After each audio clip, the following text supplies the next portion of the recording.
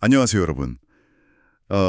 은퇴 후의 삶, 특히 이 연금 문제, 이게 정말 많은 분들의 관심사죠? 네, 맞습니다. 그런데 최근에 연금 제도가 계속 바뀌면서 아이고, 이거 너무 복잡하다, 어렵다 이런 목소리가 진짜 높아요. 그렇죠. 좀 따라가기가 쉽지 않죠. 네. 심지어 뭐 자녀가 드리는 용돈 때문에 아니면 갑자기 좀 목돈이 생겨서 기초연금이 깎인다거나 중단될 수 있다. 뭐 이런 얘기까지 돌더라고요. 들어보셨어요? 네, 그런 사례들이 실제로 있고요. 그래서 오늘 좀 자세히 다뤄봐야 할 것 같아요. 맞아요. 그래서 오늘 저희가 여러분이 공유해 주신 정보 발표 자료들, 또 관련 뉴스 기사, 전문가 분석 보고서 이런 것들을 싹 다 모아서요. 특히 국민연금하고 기초연금 이 두 가지의 최신 변경 사항이랑 그 숨겨진 이야기까지 좀 깊숙이 파헤쳐 보려고 합니다. 네, 목표는 딱 하나입니다. 이 복잡한 변화들 오늘 저희랑 같이 명확하게 이해하셔서 여러분의 그 든든한 노후 준비에 정말 실질적인 도움을 드리는 거, 이게 목표입니다. 네, 좋습니다. 오늘 이 시간을 통해서 연금 제도의 그 핵심 변화들 이런 걸 좀 짚어보고요. 단순히 정보만 드리는 게 아니라 이게 여러분 각자 상황에서 어떤 의미가 있는지, 또 어떻게 대비하면 좋을지 좀 구체적인 관점을 제시해 드릴 수 있도록 노력하겠습니다. 네, 근데 시작하기 전에요. 이 모든 논의의 그 배경이랄까요? 이걸 먼저 좀 이해하고 넘어가면 좋을 것 같아요. 배경이요? 혹시 그 우리나라 노인 빈곤 문제 그거 말씀하시는 건가요? 저희가 본 자료들에서도 그 심각성이 계속 나오던데요. 네, 맞습니다. 정확해요. 한국의 그 66세 이상 노인 빈곤율, 이게 40%가 넘어요. OECD 평균 한 14% 정도 되는데, 그거에 거의 3배 가까이 되는 거죠. 3배요? 와, 심각하네요. 네, 특히 이제 76세 이상, 후기 노령층으로 가면 절반 이상 52%가 빈곤 상태입니다. 그러니까 국민연금 같은 공적 연금만으로는 최소한의 그 노후 생활비조차 좀 부족한 분들이 정말 많다는 뜻이죠. 어, 이 좀 냉정한 현실이 오늘 우리가 살펴볼 연금 제도의 여러 변화들과 아주 밀접하게 연결되어 있습니다. 그렇군요. 그러니까 이게 단순히 뭐 법이 바뀌고 규정이 바뀌는 문제가 아니라 이런 좀 절박한 현실에 대한 어떤 대응이다. 이런 관점에서 봐야 한다는 말씀이시네요? 네, 그렇게 이해하시는 게 훨씬 더 깊이 있는 접근이 될 겁니다. 알겠습니다. 자, 그럼 첫 번째 변화 소식부터 한번 살펴보죠. 이건 특히 일하시는 어르신들께는 정말 좀 반가운 소식일 것 같은데요. 국민연금, 그러니까 우리가 흔히 노령연금이라고 부르는 거예요. 이거 받으면서 일을 할 때 소득이 너무 많으면 연금이 깎이는 제도가 있었잖아요. 네, 있었죠. 현재 기준으로는 월 소득이 한 309만 원, 그 정도 넘으면 최대 5년 동안 연금액의 일부가 깎일 수 있었습니다. 5년이나요? 네, 작년 한 해만 봐도 약 13만 7천 명 정도가 이 제도 때문에 연금 삭감을 경험하셨고요. 그 총 삭감액이 무려 2,400억 원에 달했습니다. 2,400억. 와, 엄청하네요. 그런데 이 기준액이요, 내년부터는 월 약 509만 원까지, 네, 509만 원까지 대폭 오를 것으로 보입니다. 월 509만 원이요? 와, 그 309만 원에서 509만 원이면 거의 200만 원이 뛰는 거네요.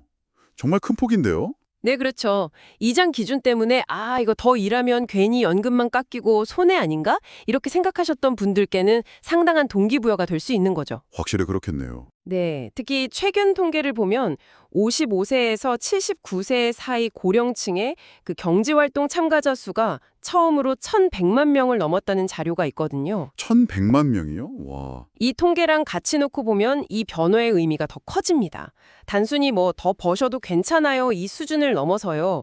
아까 말씀드린 그 노후 소득 부족 현실 속에서 사실 더 일하고 싶어서라기보다 어쩔 수 없이 더 일해야만 하는 그런 어르신들의 상황을 제도가 이제 어느 정도 좀 반영하기 시작했다. 이렇게 볼 수 있는 거죠. 현실을 반영하기 시작했다. 네. 특히 월 소득이 한 300만 원에서 500만 원 사이 이 구간에 계신 분들께는 정말 직접적인 혜택이 될 거고요. 또 크게 보면 고령 사회에서 지속 가능한 경제 활동을 좀 장려하려는 그런 정책 방향을 보여주는 중요한 신호탄이라고 할 수 있겠습니다. 네, 노령연금 소득 상한 변경 소식은 확실히 일하시는 고령층에게는 긍정적인 변화인 것 같습니다. 자, 그런데 사실 더 많은 분들에게 직접적인 영향을 미치는 건 아무래도 기초연금이겠죠? 그렇죠. 아무래도 대상자가 훨씬 많으니까요. 네. 만 65세 이상 소득 하위 70% 어르신들께 드리는 생활안정지원금인데 이 기초연금에도 2025년을 기점으로 몇 가지 중요한 변화가 있다고 들었습니다. 우선 그 선정 기준액, 그러니까 기초연금을 받을 수 있는 소득과 재산의 기준선이 올랐다고요? 네, 맞습니다. 2025년 기준으로 보면 혼자 사시는 분은 월 소득 인정액이 약 228만 원, 그리고 부부가 함께 사시는 경우에는 약 364만 8천 원까지 이렇게 상향 조정되었습니다. 아, 228만 원, 364만 8천 원. 작년보다 얼마나 오른 건가요? 한 34만 3천 원 수준이 될 것으로 보입니다. 네, 액수가 조금씩 오르는군요. 그리고 또 하나 눈에 띄는 게 자동차 기준이 바뀌었다는 거. 이것도 좀 중요한 변화 같아요. 예전에는 그 배기령 기준으로 고급차냐 아니냐 따져서 좀 불합리하다 이런 지적이 꽤 있었잖아요. 네, 맞아요. 그 배기량 기준 때문에 좀 억울한 경우도 있었죠. 그런데 이제 그 배기량 기준은 완전히 없어졌습니다. 아, 완전히요? 네, 오직 현재 시점에 그 중고차 가액, 그러니까 차 가격이 4천만 원을 넘는지 안 넘는지 이것만 봅니다. 훨씬 간단해졌네요. 그렇죠. 그러니까 예전에 좀 큰 차를 사셨더라도 시간이 많이 흘러서 지금 현재 가치가 4천만 원이 안 된다면 기초연금 신청을 충분히 고려해 보실 수 있게 된 거죠. 훨씬 더 현실적인 기준으로 바뀌었다고 평가할 수 있습니다. 네, 자동차 기준 변경은 확실히 합리적으로 바뀐 것 같네요. 자, 그런데 기초연금에서 정말 가장 핵심적이면서도 많은 분들이 제일 어려워하시는 부분. 이게 바로 그 소득 인정의 계산이라고 하더라고요. 네, 맞습니다. 이게 단순히 월급이나 지금 받는 연금 이것만 보는 게 아니라고요? 그렇습니다. 이 소득 인정액이라는 개념, 이걸 먼저 좀 명확하게 이해하시는 게 정말 중요합니다. 이게 뭐냐면요. 정부가 여러분의 그 전반적인 경제적 능력을 평가하는 방식이다. 이렇게 생각하시면 좀 쉬울 것 같아요. 경제적 능력을 평가하는 방식? 네, 단순히 통장에 매달 얼마가 들어오냐 이것만 보는 게 아니고요. 가지고 계신 재산까지 전부 포함해서 이걸 월 소득으로 환산하는 거죠. 아, 재산까지 월 소득으로 환산한다. 그러면 그 계산 방식이 꽤 복잡할 것 같은데요? 네, 계산 과정 자체는 뭐 솔직히 좀 복잡할 수 있습니다. 하지만 다행히 여러 가지 공제 제도가 마련되어 있어요. 이걸 잘 활용하는 게 중요하죠. 아, 공제가 있다고요? 어떤 공제들이 있나요? 특히 주목할 만한 게 근로소득 공제인데요. 일을 해서 버시는 소득에 대해서는 월 110만 원을 기본으로 그냥 빼줍니다. 오, 110만 원이나요? 네. 그리고 거기서 남은 금액 있잖아요. 거기서 또 30%를 추가로 공제해줘요. 추가로 30%를 더요? 네. 그러니까 예를 들어서 월 200만 원을 번다고 해도 소득 인정액을 계산할 때는 실제로 한 63만 원 정도, 그 정도만 반영이 되는 셈이니까 이게 상당히 큰 혜택이죠. 와, 110만 원 빼고 남은 거에서 또 30%를 빼주면 정말 일하시는 분들한테는 실질적인 도움이 크게 되겠는데요? 다른 공제는 또 없나요? 네, 그거 말고도요. 사시는 지역에 따라 좀 다르긴 한데 대도시에 사시는 경우에는 기본적으로 재산에서 1억 3,500만 원을 공제해 주고요. 재산에서도 공제가 있군요. 네, 그리고 예금이나 적금 같은 그런 금융재산에 대해서도 2천만 원까지는 공제를 해줍니다. 아, 그리고 단양이 뭐 주택담보대출 같은 부채가 있다면 그건 총 재산에서 빼고 계산하고요. 네네. 공제 항목이 생각보다 꽤 다양하네요. 자, 그런데 여기서 이제 또 중요한 문제가 발생합니다. 저희가 검토한 자료들에서도 계속 지적된 부분인데 뭐냐면 실제로는 손에 쥐는 현금이 별로 없는데 그냥 평생 모은 예금이나 아니면 지금 살고 있는 집 이것 때문에 이 소득 인정액 기준을 훌쩍 넘어서 탈락하는 경우가 생각보다 정말 많다는 거예요. 아, 그렇죠. 그런 경우가 꽤 있죠. 네. 특히 뭐 전세 보증금이라든지 아니면 목돈으로 묶어둔 예금 같은 거 이런 현금성 자산 관리가 그래서 더 중요해지는 대목인 것 같습니다. 정확하게 짚어주셨습니다.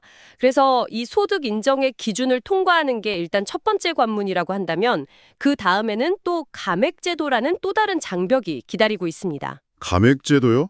기준을 통과해도 또 깎일 수 있다는 건가요? 네, 그렇습니다. 기준을 통과했다고 해서 모두가 그 기준 연금액, 아까 말씀드린 34만 3천 원 정도 그 전액을 다 받는 건 아니라는 뜻입니다. 아, 아니 기준 통과하기도 어려운데 또 깎인다니 어떤 경우에 감액이 되는 건가요? 대표적으로 한 세 가지 정도 감액 제도가 있는데요. 첫 번째는 부부 감액입니다. 부부 감액. 네, 부부가 두 분 다 기초연금을 받게 되시면 각자의 연금액에서 20%씩을 깎습니다. 각자 20%씩이요? 그럼 둘이 합치면 거의 40%가 깎이는 거네요? 그렇죠. 개선상으로는 그런데 이게 뭐 함께 살면 생활비가 좀 절약되지 않느냐 이런 논리인데요. 사실 좀 불합리하다는 비판이 끊이지 않았고요. 심지어 이것 때문에 서류상으로 이혼까지 한다 뭐 이런 얘기까지 나올 정도였습니다. 아휴, 오죽하면 그런 얘기까지 나왔을까요? 논란이 많을만 하네요.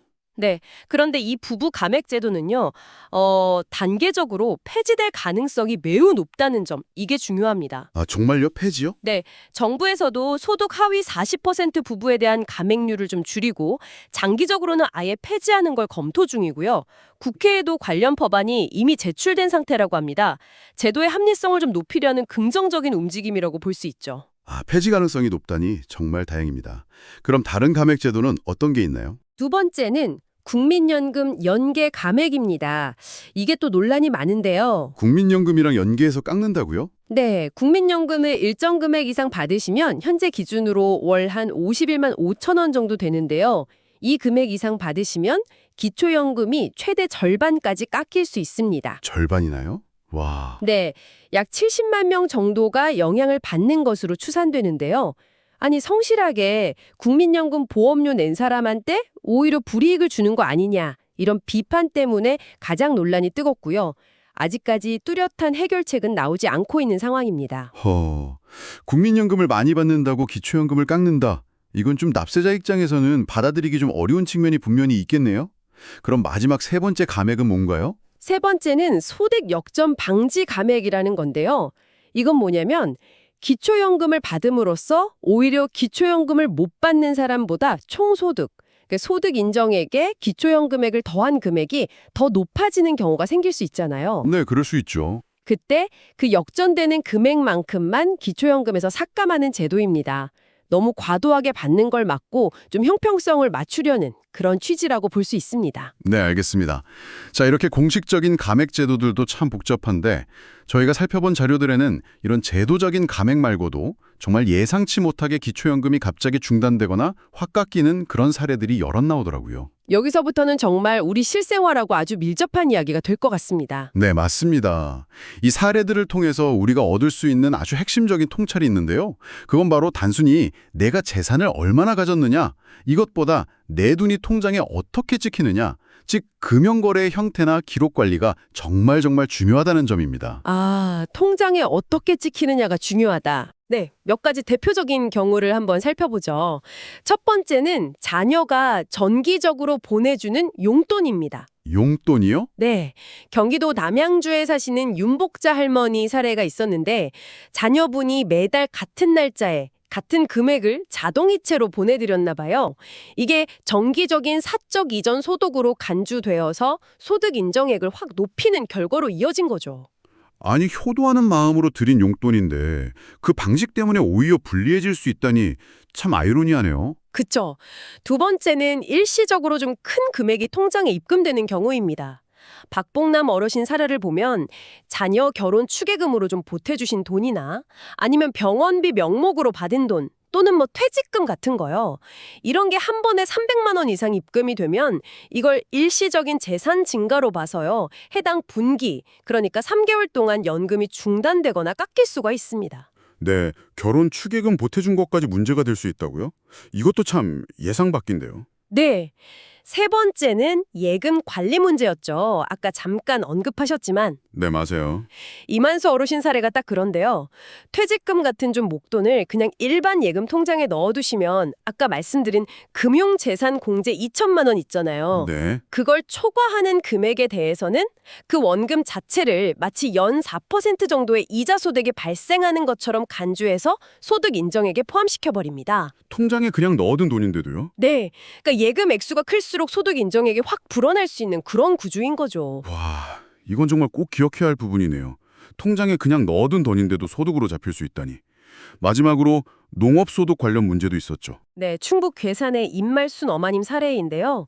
농사나 어업으로 수입이 발생했을 때 당연히 경비가 들잖아요. 농약값, 비료값, 뭐 어구 구입비 같은 거요. 그렇죠. 근데 이런 지출한 경비에 대한 영수증 같은 증빙 자료를 제대로 못 챙겨두시면 그냥 판매한 금액 전체가 소득으로 잡혀버릴 수가 있어요. 실제 순소득은 훨씬 적은데도 말이죠. 정말 억울할 수 있는 상황인 겁니다. 진짜 곳곳에 예상치 못한 함정들이 있네요. 이런 사례들을 쭉 종합해보면 결국 진짜 중요한 건 통장 거래 내역을 어떻게 관리하느냐 이거인 것 같습니다. 그럼 구체적으로 어떻게 대처하는 게 좋을까요? 네, 핵심은 딱 하나입니다. 돈의 성격과 흐름을 명확히 하고 그걸 잘 관리하는 것, 이게 중요합니다. 돈의 성격과 흐름을 관리한다. 네, 예를 들어서 아까 자녀 용돈 같은 경우는요.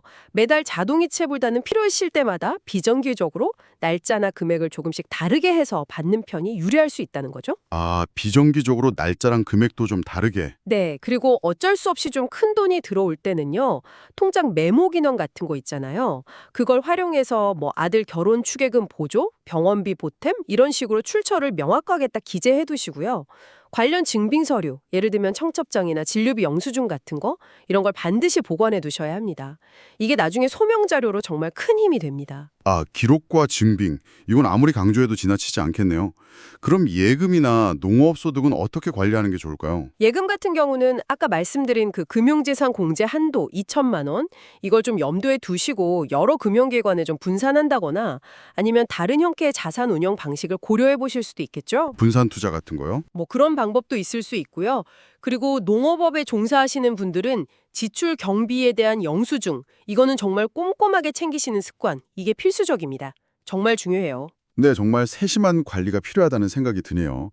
그리고 또 중요한 거, 기초연금은 가만히 있는다고 나오는 게 아니라 신청해야 받을 수 있다는 점. 이것도 절대 잊으면 안 되겠죠. 그럼요. 아주 중요합니다. 만 65세 생일이 속한 달, 그 달의 한 달 전부터 신청이 가능하니까요. 미리미리 준비하시는 것이 좋습니다. 한 달 전부터. 어디서 신청하면 되나요? 주소지 관할 주민센터나 가까운 국민연금공단 지사에 직접 가셔도 되고요. 아니면 온라인 복지로 사이트 www.복지로.go.kr 여기를 통해서도 신청할 수 있습니다. 온라인으로도 가능하군요. 네. 그리고 혹시 거동이 좀 불편하시다면 국번 없이 1355번 이게 보건복지상담센터 번호거든요. 여기로 전화하셔서 찾아뵙는 서비스를 요청하시면 담당자가 직접 댁으로 방문해서 신청을 도와드립니다. 찾아가는 서비스도 있군요. 정말 편리하네요. 그런데 혹시 신청했다가 뭐 소득이나 재산 기준 때문에 탈락하면 그걸로 그냥 끝인가요? 아닙니다. 그것도 중요한데요. 혹시 탈락하셨더라도 너무 실망하지 마시고요. 수급 희망 이력 관리라는 걸 신청해 두시는 게 좋습니다. 수급 희망 이력 관리요? 그건 뭔가요? 네, 이 제도를 신청해 놓으시면요. 나중에 뭐 선정 기준액이 오른다거나 아니면 본인의 재산 상황이 좀 변동되거나 해서 수급 가능성이 생기면 정부에서 먼저 연락을 준다고 합니다. 정부에서 먼저요? 네, 그러니까 한번 탈락했다고 그냥 포기하지 마시고 계속 관심을 가지시는 게 중요합니다. 네, 탈락해도 다시 기회가 있을 수 있다니 이건 정말 희망적인 소식이네요. 게다가 지금 제도 자체에 대한 재검토도 이루어지고 있다면서요? 네, 맞습니다. 현재 그 국민연금연구원에서요. 기초연금 선정 기준이 과연 적절한가?